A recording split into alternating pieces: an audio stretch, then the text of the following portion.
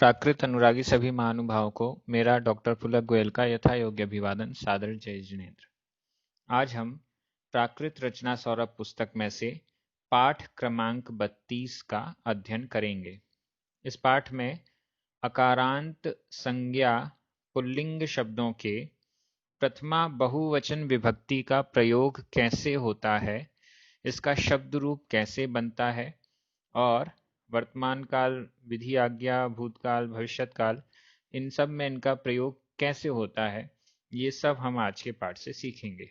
कल के पाठ जो कि पाठ नंबर 31 था, उसकी तरह ही उसमें एक वचन का शब्द रूप बनवाया था, अब यहाँ पर बहुवचन का है। बहुत सरल पाठ है आज भी, और इसके बाद आपको कुछ होमवर्क, अभ्यास वगैरह भी दिया जाएगा जिसको आप बड़ी आसानी से सॉल्व कर सकते हैं।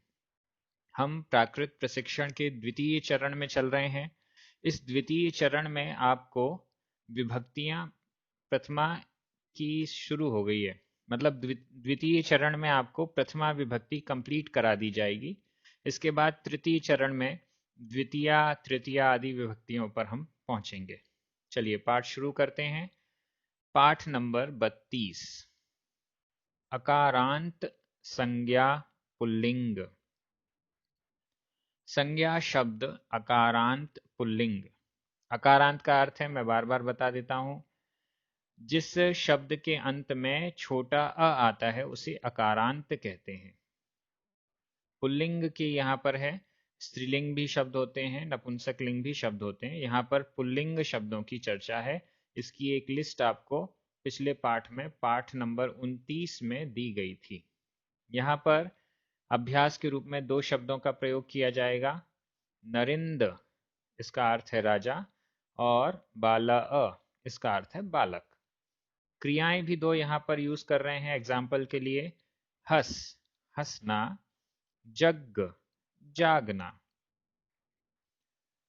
प्रथमा बहुवचन, वर्तमान काल बहुवचन। सबसे पहले वर्तमान काल का वाक्य बनेगा। वाक्य हमारा बन रहा है, राजा हंसते हैं। राजा के लिए हमारे पास शब्द है नरिंद। अब इस नरिंद शब्द में हमें प्रथमा का बहुवचन विभक्ति का प्रयोग करना है। उसके लिए हमें क्या करना होगा, यहाँ पर आप साफ देख रहे हैं नरिंद का नरिंदा, यह रूप बन गया है, मतलब इसमें बड़ा आ जुड़ गया है। तो बहुत सिंपल है, एक वचन में नरिंदो ओ जुड़ा था और यहाँ पर बड़ा आ नरिंदा ये जुड़ा हुआ है। नॉर्मली जो प्राकृत भाषा के वैयाकरण हैं, इसको जीरो प्रत्यय कहते हैं और जीरो प्रत्यय कन्वर्ट होकर बड़ा आ हो जाता है। तो यहाँ पर बड़ा आ हो गया है। मतलब हम नॉर्मली ये समझ लें, प्रथमा बहुवचन में बड़ा आ जुड़ जाएगा अकारांत पुल्लिंग शब्दों में, ये हम समझ सकते हैं। तो बहुत इजी हो गया अपने लिए। यहाँ पर नरिंद शब्द का बहुवचन, प्रथमा बहुवचन में रूप बना नरिंदा।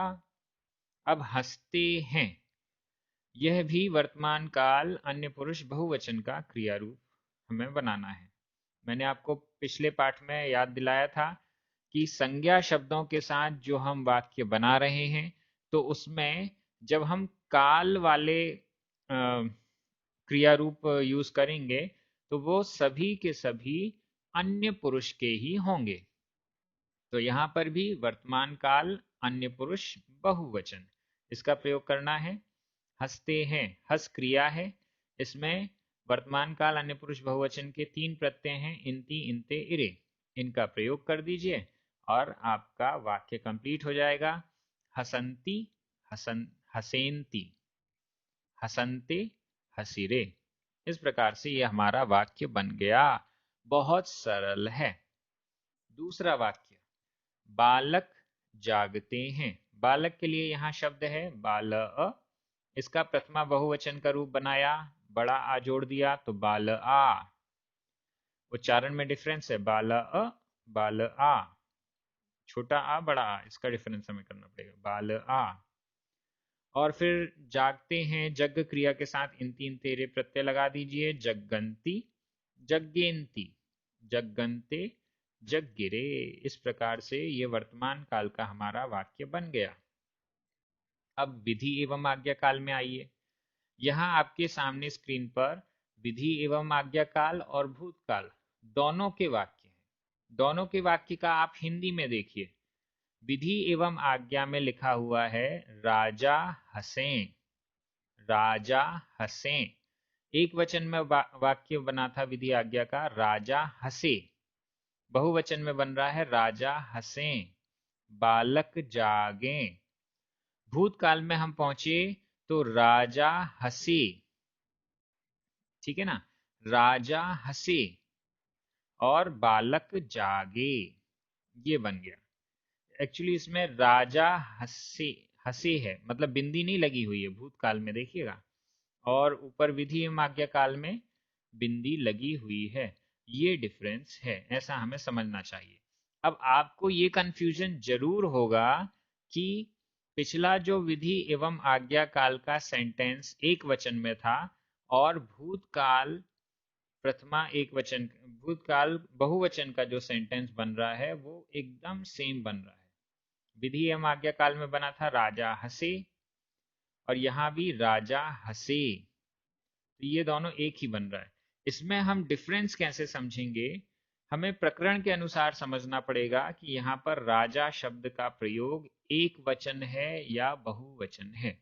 यहाँ पर आपको, क्योंकि ये शॉर्ट सेंटेंस है, नॉर्मल है, इसमें समझ में नहीं आ रहा, लेकिन जब हम प्रकरण में देखेंगे, जब ग्रंथों में देखेंगे, तब हमें वो स्पष्ट हो जाएगा कि यहाँ जो प्रयोग है वो एक वचन का है कि बहुवचन का है। अगर बहुवचन का है तो फिर यह भूतकाल का रूप बनेगा और अगर एक वचन का है तो ऐसा बनेगा। तो थोड़ा सा डिफरेंस यहाँ पर आपको अपनी बुद्धि से समझना जरूरी है। विधि एवं आज्ञा काल बहुवचन का वाक्य बन रहा है राजा हंसें। राजा यह बहुवचन में है, प्राकृत में नरिंद शब्द है, इसका प्रथमा बहुवचन का रूप बनाने के लिए इसमें बड़ा आ जोड़ दिया, नरिंदा, यह रूप बन गया। हंसें, हस क्रिया के साथ विधि एवं आज्ञा काल अन्य पुरुष बहुवचन का हमें क्रिया रूप जोड़ना है, अंतु प्रत्यय जुड़ता है, हसंतु, हसेंतु। ये विकल्प हमारे सामने है, हमारा वाक्य बन गया। दूसरा वाक्य बालक जागें, ये भी बहुत सरल है। बालक के लिए शब्द है बाल अ, इसमें प्रथमा बहुवचन का रूप बनाया बाल आ, और जागें जग क्रिया से अंतु प्रत्यय जोड़ने पर जगंतु, जगेंतु, ये हमारा वाक्य बनेगा। भूतकाल में आइए। भूतकाल का वाक्य है राजा हंसे। राजा यह बहुवचन में है, नरिंद शब्द का प्रथमा बहुवचन में रूप बना नरिंदा, हंसे। भूतकाल में तो सभी ई अ प्रत्यय जोड़ने पर सभी एक साथ बन जाते हैं, तो अन्य पुरुष बहुवचन में भी बना हसी अ, नरिंदा हसी अ। बालक जागे, बालक जागे, तो इसके लिए भी बालक बहुवचन में है बाल अ, इसका प्रथमा बहुवचन का रूप बना बाल आ, और जग क्रिया के साथ ई अ प्रत्यय जोड़ने पर जग्गी अ। ये हमारा वाक्य बन गया। भविष्यत काल पर आइए। भविष्यत काल थोड़ा सा कठिन पड़ता है। ये बाकी काल तो एक एक लाइन में थोड़े थोड़े से विकल्प हैं, लेकिन भविष्यत काल में आपको थोड़े विकल्प ज्यादा हैं, लेकिन समझ लेंगे तो पूरा याद हो जाएगा। अब यहाँ पर वाक्य बन रहा है राजा हंसेंगे, राजा हंसेंगे। ये तो एकदम सिंपल है, समझ में भी आता है कि यह सेंटेंस भविष्यत काल का है। राजा यह बहुवचन में है, नरिंद शब्द हुआ, इसका बहुवचन प्रथमा बहुवचन का रूप बना नरिंदा, हंसेंगे हस क्रिया के साथ अब हमें भविष्यत काल अन्य पुरुष बहुवचन के सभी प्रत्यय जोड़ने हैं। हसी हिंती, हसी हिंते, हसी ही एरे, ये ही प्रत्यय से बना।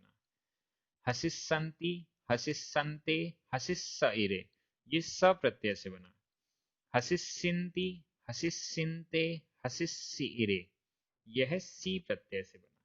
इसमें ही और स प्रत्यय के ए वाले रूप भी हैं जो कि आपको याद रखने हैं। हसे हिंती, हसे हिंते, हसे ही इरे, हसे संति, हसे संते और हसे सइरे। ही और सा में तो ए वाले रूप बनते हैं, सी वाले प्रत्यय में ए वाला रूप नहीं बनता, केवल ई वाला ही रूप बनता है। तो इस प्रकार से ये हमारे पूरे विकल्प हो जाएंगे। दूसरा वाक्य इसमें बना, बालक जागेंगे। बालक के लिए बाल अ शब्द है, इसका प्रथमा बहुवचन में बड़ा आ जोड़ देने पर बाल आ, और जागेंगे जग क्रिया से भविष्यत काल के अन्य पुरुष बहुवचन का प्रत्यय हम जोड़ते जाएं, जग्गी हिंती, जग्गी हिंते, जग्गी ही इरे, जग्गिस्सन्ति, जग्गिस्सन्ते, जग्गिस्स इरे, जग्गिस्सिन्ति, जग्गिस्सिन्ते, जग्गिस्सि इरे। इन तीन तेरे ये तीन प्रत्यय हैं और भविष्यत काल के तीन प्रत्यय ही सा सी। जब ही और स प्रत्यय जोड़ते हैं तो अंत्य स्वर परिवर्तन के दो विकल्प हमारे पास हैं, ई और ए। तो ए वाले रूप भी बना लीजिए, जग्गे हिंती, जग्गे हिंते, जग्गे ही इरे, जग्गे संति, जग्गे संते, जग्गे सइरे। और सी वाले प्रत्यय में केवल एक अंत्य स्वर परिवर्तन है, ई, उसमें ए वाला परिवर्तन नहीं होता है। तो इस प्रकार से ये हमारा वाक्य रचना पूरी हो गई, पाठ आपका कंप्लीट हो गया। टिप्पणियों पर ध्यान दीजिए। पहली टिप्पणी, नरिंदा प्रथमा बहुवचन अकारांत पुल्लिंग। ये जो नरिंद शब्द है वो अकारांत पुल्लिंग है और इसका प्रथमा बहुवचन का रूप नरिंदा बनता है। दूसरी टिप्पणी, अकारांत पुल्लिंग शब्द नरिंद आदि के प्रथमा बहुवचन में जीरो के स्थान पर बड़ा आ प्रत्यय लगता है। ये सिंपल है, मैंने आपको समझाया। नरिंद शब्द में प्रथमा बहुवचन के लिए जीरो प्रत्यय है, जीरो प्रत्यय चेंज होकर बड़ा आ बन जाता है यहाँ पर, तो नरिंदा यह विकल्प बन गया। तीसरा, उपर्युक्त सभी वाक्य कर्तृवाच्य में हैं। ये सब सिंपल सेंटेंसेस हैं, कर्तृवाच्य चल रहे हैं, आगे कर्मवाच्य भी आएगा और भाववाच्य भी आएगा। ये तीसरे और चौथे चरण में हम सीखेंगे। यहाँ पर कर्तृवाच्य में कर्ता व्यक्ति वस्तु आदि में प्रथमा होती है। कर्तृवाच्य में जो हम सेंटेंस बनाते हैं उसमें कर्ता जो है, कर्ता मतलब जो क्रिया को करने वाला है वह कर्ता है। कर्ता हमेशा प्रथमा के एक वचन प्रथमा में होता है। अब क्रिया एक वचन है तो एक वचन में, बहुवचन है तो बहुवचन में। चौथी टिप्पणी, उपर्युक्त संज्ञाओं के साथ जो क्रिया रूप काम में आया है वह अन्य पुरुष बहुवचन का है। क्योंकि वाक्य में कर्ता बहुवचन में है तो क्रिया भी बहुवचन होगी। कर्ता जिस वचन में होता है क्रिया भी उसी वचन में बनेगी, तो इस दृष्टि से वहां पर अन्य पुरुष बहुवचन हो गया। पांचवी टिप्पणी, कर्तृवाच्य में प्रयुक्त संज्ञाओं के साथ अन्य पुरुष सर्वनाम की क्रिया काम में आती है। ये भी मैंने आपको बताया। जहां भी वाक्य में कर्ता संज्ञा है, सर्वनाम नहीं है, सर्वनाम है तो उसमें उत्तम पुरुष में मैं, हम, मध्यम पुरुष में तुम सब, और अन्य पुरुष में वह, पुल्लिंग या स्त्रीलिंग वे, पुल्लिंग स्त्रीलिंग ऐसा। लेकिन जब संज्ञा है तो जितनी भी संज्ञाएं हैं राम श्याम इत्यादि सब कुछ वो अन्य पुरुष में ही जाएंगी। तो इस दृष्टि से ये सब अन्य पुरुष में ही इसके जो क्रिया रूप बनेंगे वो अन्य पुरुष एक वचन या बहुवचन, यहाँ पर बहुवचन का पाठ है तो अन्य पुरुष बहुवचन में बने। यहाँ संज्ञा बहुवचन में है अतः क्रिया भी बहुवचन की ही लगी है। एकदम सिंपल, एक एक सेंटेंस आपको इस पुस्तक का समझ में आता है और इतने अच्छे और वैज्ञानिक तरीके से यह पुस्तक बनाई गई है। छठवीं टिप्पणी, उपर्युक्त सभी क्रियाएं अकर्मक हैं। अभी तक आपको अकर्मक क्रियाएं ही बताई गई हैं, आगे चल के तीसरे और चौथे चरण में सकर्मक क्रियाओं की सूची भी आपके सामने आएगी। जब हम द्वितीय विभक्ति को पढ़ेंगे तो हमें सकर्मक क्रियाएं साथ में लेनी पड़ेंगी, तो वहां पर वो आ जाएंगी। इस प्रकार से ये आपका बहुत अच्छे से अध्ययन हो गया है। इसके बाद पाठ नंबर 33 आ रहा है।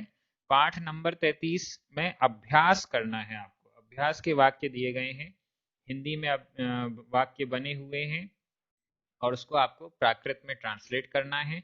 जब आप ट्रांसलेट करेंगे तो क्रियाओं के या शब्दों के जितने रूप बनते हैं यहाँ पर पुस्तक में बताए गए हैं वो सभी आपको अभ्यास के दौरान लिखने हैं। तो इस प्रकार से पृष्ठ क्रमांक 69 और 70 पर यह आपका पाठ नंबर 33 है, इसको जरूर सॉल्व करें। इसके बाद में आपको एक अभ्यास नंबर 14 दिया गया है। इस अभ्यास नंबर 14 प्राकृत अभ्यास सौरभ पुस्तक में अभ्यास नंबर 14 है, इसको भी आपको सॉल्व करना है। इसमें भी बहुत सारे वाक्य हैं और अलग अलग प्रकार से आपको अभ्यास कराया गया है इस पाठ का। इस प्रकार से आप बहुत अच्छे से कर लेंगे। मैंने भी एक छोटा सा होमवर्क आपके लिए तैयार किया है, हालांकि बहुत सरल है, केवल वाक्य मैंने चेंज किए हैं। आपने पुस्तक में पढ़ा राजा हंसे और मैंने आपको होमवर्क में लिखा है बालक हंसे, तो थोड़ा सा चेंजेस है, ये तो आप होमवर्क 2 मिनट 5 मिनट में कर लेंगे। लेकिन अभ्यास की दृष्टि से आप अभ्यास जरूर करें, जितना ज्यादा अभ्यास करेंगे उतने अच्छे तरीके से प्राकृत भाषा को सीख पाएंगे। आप सभी एक दूसरे को प्राकृत भाषा पढ़ने के लिए मोटिवेट कर रहे हैं, प्राकृत जैनागम के ग्रंथों को पढ़ने के लिए मोटिवेट कर रहे हैं, ये बहुत अच्छी बात है। आप अपने मित्रों से भी कहिए कि इस प्राकृत प्रशिक्षण यूट्यूब चैनल को सब्सक्राइब करना है, देखना है, इसके वीडियोस लाइक और शेयर करने हैं। जिन पुण्यार्जकों के द्वारा ये वीडियोस बनवाए जा रहे हैं और आप तक पहुंचाए जा रहे हैं, यूट्यूब पर परमानेंट किए जा रहे हैं, ऐसे पुण्यार्जकों को भी बहुत बहुत धन्यवाद। आप सभी पढ़ने वालों को बहुत बहुत धन्यवाद। सभी को